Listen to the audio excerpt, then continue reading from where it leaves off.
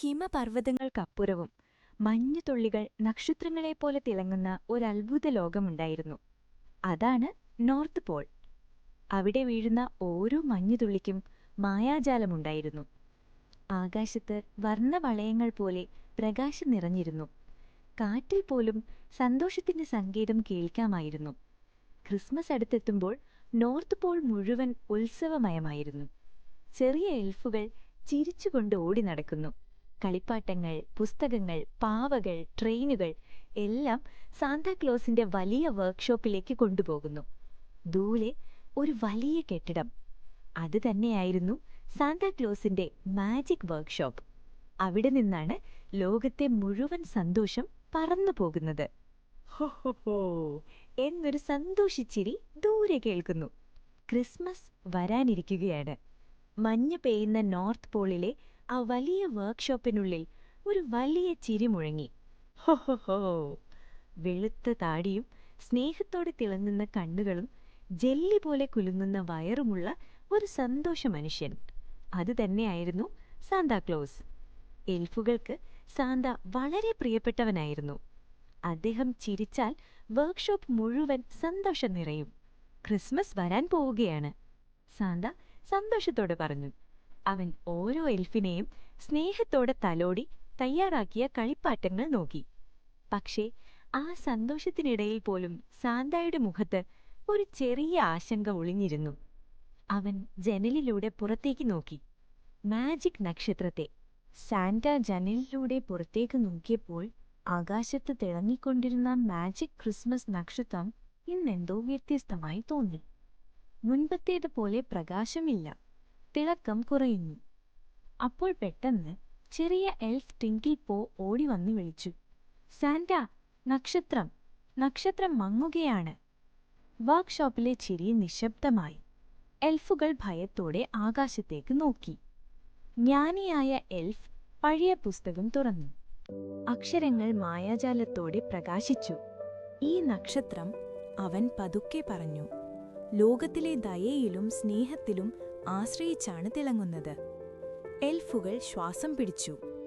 കുട്ടികൾ ദയ മറക്കുമ്പോൾ, സഹായമില്ലാതാകുമ്പോൾ, പങ്കിടൽ കുറയുമ്പോൾ നക്ഷത്രം മങ്ങും. സാന്റയുടെ കണ്ണുകൾ നിറഞ്ഞു. ഈ നക്ഷത്രമാണ് സാന്റയുടെ സ്ലേ പറത്തുന്നത്, മാൻകളെ വഴികാട്ടുന്നത്, ക്രിസ്മസിന്റെ മായാജാലം ലോകത്തേക്ക് പകരുന്നത്. ഇത് പൂർണ്ണമായി മങ്ങിയാൽ, അവൻ നിശബ്ദമായി പറഞ്ഞു, ക്രിസ്മസ് തന്നെ നഷ്ടപ്പെടും. സാന്റയുടെ മുഖം ഗൗരവമായി. അദ്ദേഹത്തിന്റെ ഹൃദയം വിറച്ചു. നമുക്ക് സമയം കുറവാണ്, സാന്റ പറഞ്ഞു. ഒരു നിമിഷം മൗനം. അപ്പോൾ സാന്റ ഉറച്ച ശബ്ദത്തിൽ പറഞ്ഞു, ഇത് ഞാൻ നോക്കി നിൽക്കില്ല. സമ്മാനങ്ങൾ മാത്രം പോരാ, ദയ തിരികെ കൊണ്ടുവരണം. സാന്ത തീരുമാനിച്ചു. ഈ തവണ അദ്ദേഹം പോകുന്നത് സമ്മാനങ്ങളുമായല്ല. മാജിക് സ്ലേ ഇല്ലാതെ, സാധാരണ ചുവന്ന കോട്ട് ധരിച്ച്, കയ്യിൽ ഒരു ചെറിയ ബാഗ് മാത്രം. അത് കളിപ്പാട്ടങ്ങളാൽ നിറഞ്ഞതല്ല, അത് ആശയും ദയയും സ്നേഹവും കൊണ്ട് നിറഞ്ഞതായിരുന്നു. നോർത്ത് പോളിലെ എൽഫുകൾ കണ്ണുകളിൽ കണ്ണീർ നിറച്ച് സാന്താവിനെ നോക്കി. വിശ്വസിക്കൂ, സാന്ത പുഞ്ചിരിച്ചു പറഞ്ഞു, ക്രിസ്മസ് തിരികെ വരും. പിന്നെ സാന്ത മഞ്ഞിലൂടെ നടക്കാൻ തുടങ്ങി. ആകാശം, നക്ഷത്രങ്ങൾ, മഞ്ഞ് പെയ്ത്ത് അവയെല്ലാം പിന്നിലാക്കി സാന്ത ഭൂമിയിലേക്ക് യാത്രയായി. ദൂരെ മഞ്ഞിൽ മൂടപ്പെട്ട ഒരു ചെറിയ ഗ്രാമം, സിൽവർ ബെൽ ഗ്രാമം. സിൽവർ ബെൽ ഗ്രാമത്തിലെ ഒരു ചെറിയ വീട്ടിൽ ഇഥാൻ എന്നൊരു ബാലൻ ഒറ്റയ്ക്കിരുന്നു. ജനലിലൂടെ പുറത്തേക്ക് നോക്കിയ ഇഥാൻ മറ്റു കുട്ടികളെ കണ്ടു, ചിരിച്ചും കളിച്ചും സന്തോഷത്തോടെ. അവന്റെ കണ്ണുകളിൽ ഒരു ചെറിയ ദുഃഖം നിറഞ്ഞു. ക്രിസ്മസ്, അവൻ പതുക്കെ പറഞ്ഞു. അപ്പോഴാണ് വാതിലിൽ തക് തക് എന്നൊരു തട്ടൽ. ഇഥാൻ എഴുന്നേറ്റ് വാതിൽ തുറന്നു. വെളുത്ത താടിയും സ്നേഹമുള്ള കണ്ണുകളുമുള്ള ഒരു മുത്തശ്ശൻ അവിടെ നിന്നു. അകത്തു വരാമോ കുഞ്ഞേ? അയാൾ സ്നേഹത്തോടെ ചോദിച്ചു. ഇഥാൻ പതുക്കെ തലകുലുക്കി. തീക്കരികിൽ ഇഥാനും മുത്തശ്ശനും ഇരുന്നു. തീയുടെ ചൂട് മുറിയിലാകെ പരന്നു. ക്രിസ്മസിന് എന്താണ് നീ ആഗ്രഹിക്കുന്നത്? മുത്തശ്ശൻ സ്നേഹത്തോടെ ചോദിച്ചു. ഇഥാൻ അല്പം നിശബ്ദനായി. പിന്നെ പതുക്കെ പറഞ്ഞു, എന്നോട് സംസാരിക്കാൻ ഒരാളു മതി. മുത്തശ്ശന്റെ കണ്ണുകൾ സ്നേഹത്തോടെ തിളങ്ങി. അവൻ ബാഗിൽ നിന്ന് ഒരു ചെറിയ മരമണി എടുത്തു. ഇതൊരു സാധാരണ മണിയല്ല, അവൻ പറഞ്ഞു. നീ ആരെയെങ്കിലും സഹായിക്കുമ്പോൾ ഈ മണി സ്വയം മുഴങ്ങും.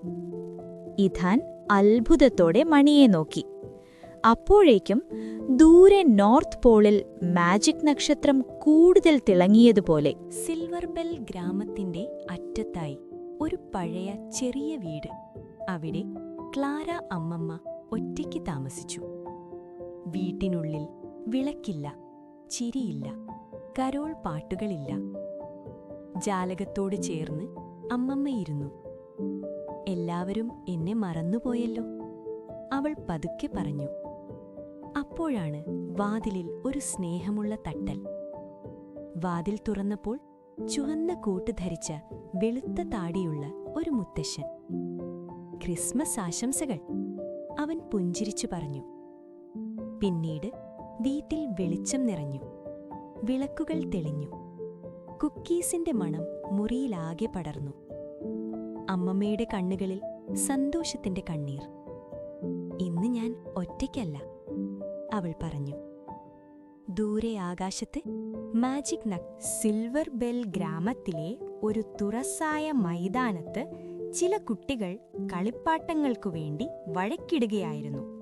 ഇതെന്റേതാണ്, അല്ല എന്റേതാണ്. അപ്പോഴാണ് ഒരു സ്നേഹമുള്ള ശബ്ദം. കുഞ്ഞുങ്ങളെ. അവർ തിരിഞ്ഞു നോക്കി. ചുവന്ന കോട്ട് ധരിച്ച വെളുത്ത താടിയുള്ള മുത്തശ്ശൻ അവിടെ നിന്നു. സാന്ത അവരെ ശാസിച്ചില്ല, പകരം ഒരു ചെറിയ കഥ പറഞ്ഞു. പങ്കിടുമ്പോൾ സന്തോഷം ഇരട്ടിയാകും. കുട്ടികൾ പരസ്പരം ഒന്നിച്ചു നോക്കി.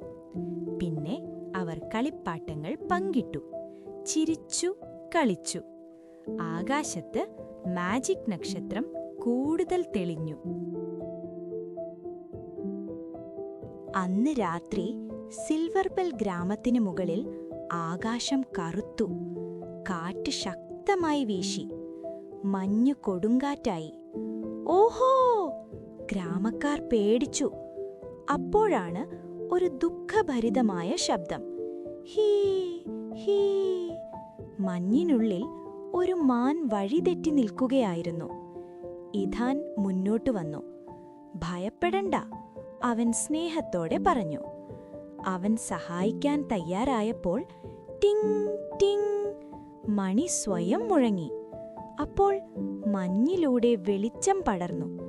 മാൻ വഴി കണ്ടെടുത്തു. ആകാശത്ത് മാജിക് നക്ഷത്രം ഇതുവരെ കണ്ടിട്ടില്ലാത്തത്ര തിളങ്ങി. രാത്രി പതുക്കെ മാറി. ആകാശത്ത് പുലരിയുടെ വെളിച്ചം. ക്രിസ്മസ് രാവിലെ. കുട്ടികൾ ഉണർന്നു, ചിരിച്ചു. വാതിലുകൾ തുറന്നു. വീടുകളുടെ മുന്നിൽ സമ്മാനങ്ങൾ.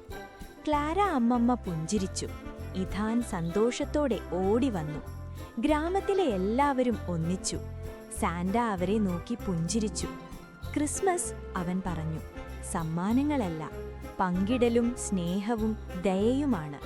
അപ്പോൾ മാജിക് മണി ഒരവസാനമായി മൃദുവായി മുഴങ്ങി. ആകാശത്ത് മാജിക് നക്ഷത്രം വെളിച്ചമായി മാറി. സാന്റ തന്റെ സ്ലെഡ്ജിലേറി ആകാശത്തേക്കുയർന്നു. കുട്ടികൾ കൈകൂപ്പി. Merry Christmas.